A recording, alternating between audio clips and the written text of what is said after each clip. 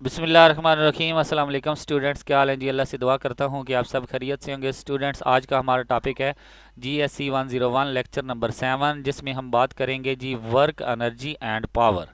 ये हमारा work energy और पावर का फर्स्ट लेक्चर है। इसके हमारे 2-3 लेक्चर होंगे, उनमें हम इन तमाम चीज़ों को डिस्कस करेंगे। सबसे पहले तो हम बात करते हैं कि व्हेन वी से एन ऑब्जेक्ट डज वर्क, के कब जो एक जिस्म है वो वर्क करता है। When what does this means, इसका मतलब क्या है। For example, an object laying on table, अगर कोई जिस्म जो है वो टेबल पे पड़ा है। Is it doing any work, इसने कोई काम किया है। No, it is not a doing any work because it is a laying on the table. ये टेबल पे पड़ा रहा है, इसमें कोई काम नहीं किया। लेकिन in physics work is defined, physics में जो वर्क डिफाइन किया गया वो क्या है। The work which is useful, work जो है वो एक यूज़फुल, एक बहुत ही अहम जो है काम है। The work is defined as the product of force and displacement. Work जो होता है वो फोर्स और डिस्प्लेसमेंट का प्रोडक्ट होता है, इसलिए work is equal to force multiply displacement होता है। ठीक है, तो फोर्स मल्टीप्लाई डिस्टेंस भी हम कह सकते हैं covered in the direction of a force. चूँकि ये डिस्टेंस भी हो सकता है, जिस साइड पे हम फोर्स लगाएं उसी साइड पे जो है वो जिसम हरकत करे तो उसको हम कहते हैं वर्क किया है। ठीक है, तो यहाँ पे बात करते हैं the force should acting on a body should be a net unbalanced force and the body should covered some distance under the action of this force। वो कहते हैं कि अगर हम किसी जिस्म पर एक अनबैलेंस फोर्स लगाएं और वो फोर्स की डायरेक्शन में कुछ फासला जो है वो तय करे तो उसको हम कहते हैं वर्क। ठीक है, work is a scalar quantity and its unit is a newton metre और जॉल। इसको हम न्यूटन मीटर भी कहते हैं और इसके यूनिट को जॉल भी कहते हैं। आप ये भी कह सकते हैं कि जॉल इज इक्वल टू किसके इक्वल होता है, न्यूटन मीटर के। अब न्यूटन मीटर कैसे आया है, क्योंकि फोर्स हमारे पास न्यूटन में होती है और डिस्टेंस हमारे पास मीटर में होता है, तो इसलिए हम इसको न्यूटन मीटर कहते हैं। ठीक है जी, तो यहाँ पे एक क्वेश्चन है कि what about action reaction force. Action reaction force के बारे में आपका क्या ख्याल है। जब हम एक फोर्स वेट जो है वो नीचे की तरफ मूव करता है, उसका रिएक्शन ऊपर की तरफ मूव करता है, तो वो तो एक दूसरे से कैंसिल आउट हो जाते हैं। तो जब हम इस साइड पे एक फोर्स लगाते हैं तो उस साइड पे अगर वो फासला कुछ कवर करे तो तब हमारा वर्क होता है। ठीक है, from the figure weight of the object acting in downward direction and reaction of the surface is in upward direction, so equal and opposite cancel out each other effects and does not allow the object to move in the vertically direction। ये चीज़ें चूँकि एक दूसरे से cancel हो जाती हैं, इसलिए ये हमें किसी चीज़ को हरकत वर्टिकली हरकत करने की इजाज़त नहीं देती। So the object is moved from point A to B. जब जो ऑब्जेक्ट जो है वो पॉइंट ए से बी की तरफ मूव करेगा तो क्या करेगा, वो डिस्प्लेसमेंट एक्स कवर करेगा। जब डिस्प्लेसमेंट कवर करेगा तो this is the force which is causing the work, तो इस तरह जो है वो वर्क होगा। ठीक है, इसके बाद कुछ हमारे पास कंडीशन है, condition for a work to done. कब जो है वो वर्क डन होता है, यानी कि वर्क होता है। Force F must be acting on a body, जो फोर्स है वो उस बॉडी के ऊपर अमल कर रही हो। The body should cover distance in the direction of a force, तो डायरेक्शन ऑफ अ फोर्स में जो है उसको कुछ डिस्टेंस कवर करना पड़े तो तब जो है वर्क डन होता है। इसके बाद कुछ केस दिए गए हैं कि केस वन जो है कब ज़ीरो वर्क होता है। केस वन में अगर एफ ज़ीरो हो और डिस्टेंस ज़ीरो ना हो तो फिर भी वर्क डन ज़ीरो होता है।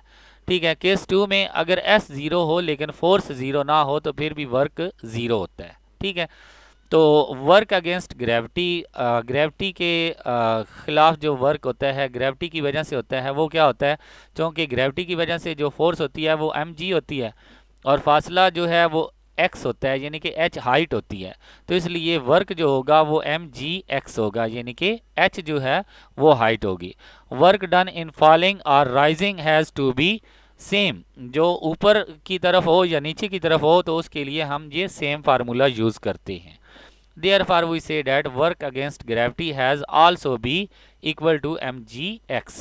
तो इसलिए mgx भी आप कह सकते हैं, mgh भी कह सकते हैं, तो इसको हम पोटेंशियल एनर्जी भी कहते हैं। ठीक है, इसके बाद हमारे पास some force is applied at angle. जब हम फोर्स जो है एक एंगल पे अप्लाई करते हैं, फॉर एग्जांपल आपने इधर फोर्स लगानी थी, आप फोर्स ऐसे लगा रहे हैं, तो दरमियान में एक एंगल बन रहा है। तो जब हम फोर्स इस तरह अप्लाई करते हैं कि उनके दरमियान एंगल बन जाए, then we use trigonometry relation. तब हम ट्रिग्नोमेट्री रिलेशन यूज करते हैं, the factor upon which work done depend.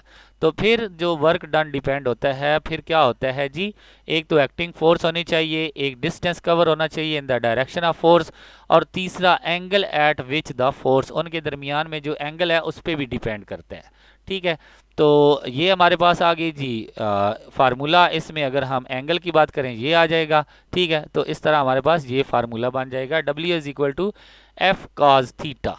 क्योंकि ये डॉट प्रोडक्ट होता है, इसलिए इसमें कॉज थीटा आएगा। ठीक है, अगर तो थीटा की वैल्यू 0 है तो कॉस 0 पे हमारे पास 1 होता है, तो इसलिए हमारे पास वर्क डन होगा।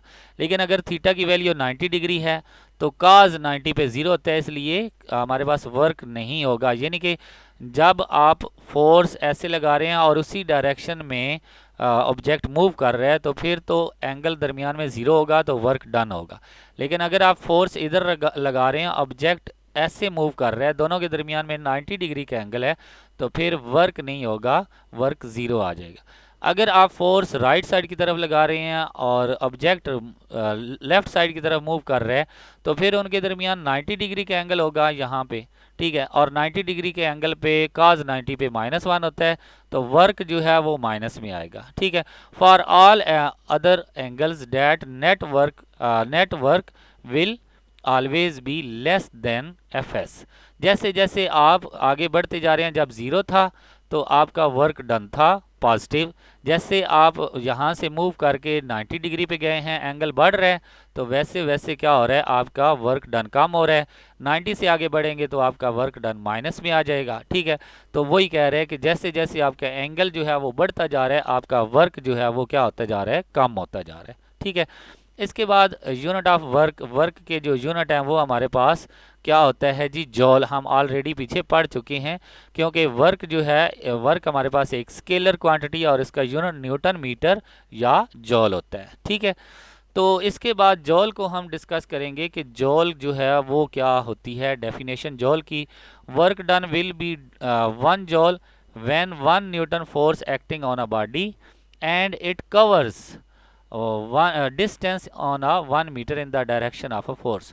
1 जॉल की डेफिनेशन वो है कि जब हम किसी जिस्म पर 1 न्यूटन फोर्स लगाते हैं और वो अपनी ही डायरेक्शन में 1 मीटर तक उस जिस्म को हरकत देती है, तो उसमें जो वर्क किया है वो 1 जॉल किया है। ठीक है, तो इसमें लार्ज यूनिट यूज़ होते हैं, किलो जॉल भी यूज़ होता है और मेगा जॉल भी यूज़ होता है। किलो की वैल्यू 10⁻³ और मेगा की वैल्यू हमारे पास 10⁻6 होती है।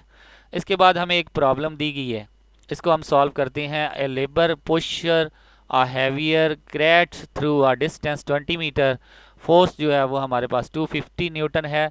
तो हमने वर्क फाइंड करना है, तो वर्क का फार्मूला लगाएंगे Fs, तो दोनों को मल्टीप्लाई करेंगे तो 5000 जॉल है, इसको हम 5 किलो जॉल भी कह सकते हैं। इसके बाद हमारे पास है जी power, the rate of doing work, इसको हम क्या कहते हैं, पावर।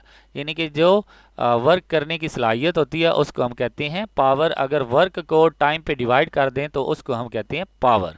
पावर भी क्या है, एक स्केलर क्वांटिटी है और इसका यूनिट होता है वाट। वाट असल में क्या है, ऊपर जो है जॉल है और नीचे क्या है, सेकंड है, तो जॉल पर सेकंड, इसको हम कहते हैं वाट। ठीक है, तो if 1 जॉल work is done in 1 second, तो उसकी पावर क्या होगी, 1 वाट होगी। अगर 1 जॉल वर्क जो है वो 1 सेकंड में हो तो उसकी पावर क्या होती है, 1 वाट होती है। तो लार्जर यूनिट क्या होगा, 10⁻³ किलोवाट, और मेगावाट क्या होगा, 10⁻6। तो यहाँ पे प्रॉब्लम है जी, मोटर पंप जो है उसका मैस 200 किलोग्राम है, वाटर उसमें 1 आवर्स जो है from well to an overhead tank there for the distance of a 50 kilometre find the power of a motor. हमने पावर ऑफ अ मोटर निकालनी है, तो पहले हम क्या करेंगे, एम मैस हमें दिया गया है, अप्लाई फोर्स निकालेंगे। ठीक है, तो अप्लाइड फोर्स जो है वो हम निकालने के लिए क्या करेंगे, 19600 न्यूटन, यानी कि ज़ाहिर सी बात है हमारे पास जो 200 है 2000 किलोग्राम है, इसको 9.1 से मल्टीप्लाई 9.8 जी की वैल्यू से मल्टीप्लाई करेंगे तो हमारे पास फोर्स आ जाएगी। और साथ में हमारे पास जो है डिस्टेंस 50 मीटर है, तो हमारे पास जो वर्क होगा वो हम क्या करेंगे, यहाँ पे ये सारा कुछ जो है वो प्रूव किया गया है। ये फोर्स जो है ये जी की वैल्यू से मल्टीप्लाई करें तो ये आ जाती है। ठीक है, इसके बाद एक हाइट पे हमने डिस्टेंस लेकर जाना है, तो ये हमारे पास डिस्टेंस है mgh, तो मल्टीप्लाई 50 से करेंगे तो ये हमारे पास वर्क आ जाएगा। इसको डिवाइडेड बाय हम, चूँकि एक घंटे में कितने सेकंड होते हैं, 3600 सेकंड होते हैं, तो 3600 पे डिवाइड करेंगे तो पावर क्या आ जाएगी, 108.88 वाट। इसके बाद एनर्जी की बात करेंगे। It is ability of a body to do work. जो एनर्जी होती है वो काम करने की एक सलाहियत होती है, उसको हम कहते हैं energy. Energy is needed to any type of a work. Energy जो है वो कोई भी टाइप ऑफ वर्क कर सकती है। Energy is a scalar quantity. Energy भी एक स्केलर क्वांटिटी है और इसका यूनिट भी क्या है, जॉल है। चूँकि एनर्जी एक वर्क है तो इसलिए इसका यूनिट भी क्या है, जॉल है। Unit of a work done क्या होता है, unit of a force multiply unit of a displacement. Newton metre, और न्यूटन मीटर किसकी इक्वल होता है, जॉल की इक्वल होता है। तो यूँ हम कह सकते हैं कि लार्जर जो यूनिट होगा वो क्या होगा, किलो जॉल एंड मेगा जॉल। तो स्टूडेंट्स इसी के साथ हमारा लेक्चर नंबर 7 भी ख़त्म हुआ। इंशाल्लाह नेक्स्ट वीडियो में हम लेक्चर नंबर 8 करेंगे। तब तक के लिए इजाज़त दें, अल्लाह हाफिज़।